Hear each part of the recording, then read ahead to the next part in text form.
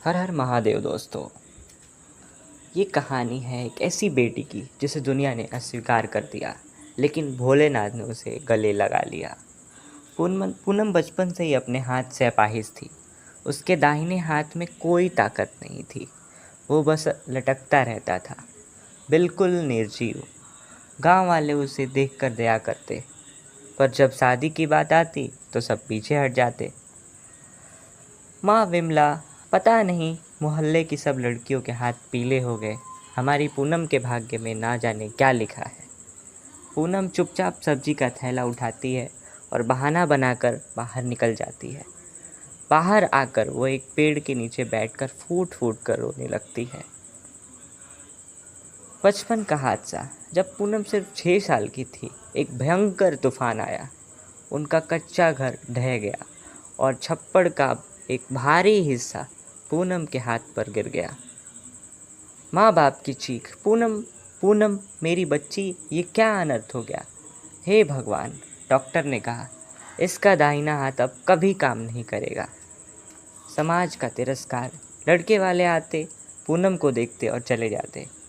लड़की तो सुंदर है पर एक हाथ बेकार है, शादी कैसे होगी। पूनम हर बार चुपचाप सहती, भीतर ही भीतर टूटती जा रही। फकीर बाबा का आगमन। एक दिन दरवाजे पर एक साधु बाबा आते हैं। फकीर बाबा कहते हैं, कुछ खाने को दे दो माई। पूनम जल्दी से रोटी और साग लेकर जाकर उन्हें दे देती है। बाबा मुस्कुराते हैं, बिटिया तेरे हाथ को क्या हुआ। पूनम, बाबा बचपन में चोट लग गई थी, अब बस लटकता है। बाबा पूनम को ध्यान से देखते हैं, बिटिया चिंता मत कर, भोलेनाथ की कृपा से सावन मास में सब कुछ संभव है। सोमवार के व्रत रख, शिव जी की पूजा कर, तेरा हाथ ठीक हो जाएगा। सावन का महीना और पूनम की भक्ति। पूनम सावन के सोमवार का व्रत रखने लगती है। हर सोमवार को मंदिर जाती, एक हाथ से घंटी बजाती, जल चढ़ाती और दिल से प्रार्थना करती। पूनम की प्रार्थना, हे भोलेनाथ आपने सब कुछ दिया, मुझे भी बस एक मौका दे दो। शिवरात्रि के दिन पूनम मंदिर में थी। एक वृद्ध बाबा कुएं से पानी निकालने के लिए सहायता मांगते हैं। बाबा बोलते हैं, कोई मेरी मदद कर दो, शिवलिंग पर कुएं के जल से अभिषेक करना है। पूनम कहती है, बाबा मैं निकालती हूँ पानी। पूनम बाल्टी उठाती है। जैसे ही वह रस्सी खींचती है, वो भूल जाती है कि उसका एक हाथ कभी अपाहिज में था।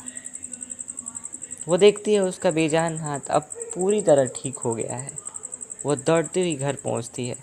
माँ माँ देखो मेरा हाथ ठीक हो गया। चमत्कार और खुला भाग्य। उस फकीर बाबा का दोबारा दर्शन होता है। बाबा मुस्कुराते हुए कहते हैं, मैंने कहा था बिटिया, सावन मास और सच्ची भक्ति कभी खाली नहीं जाती। पूनम का जीवन बदल गया। माता पिता उसकी शादी एक अच्छे युवक से कर देते हैं।